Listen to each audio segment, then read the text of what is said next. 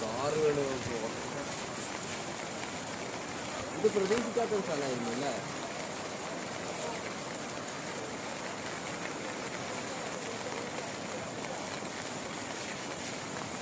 അല്ല ഈ വീട്ടിലുള്ളവരൊക്കെ എന്താ സ്ഥിതി?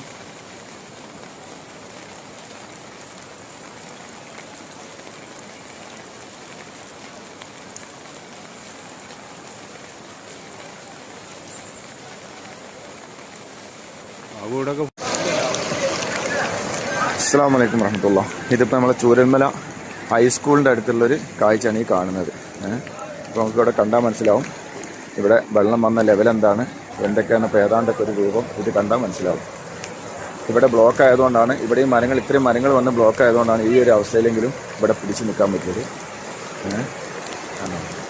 പൊട്ടിയത് ഇവിടെ ഒന്നും അല്ല കേട്ടോ, ഇവിടുന്നൊക്കെ ഒരുപാട് ദൂരെയാണ് ഫ്ലഡ് നടന്നിട്ടുള്ളത്.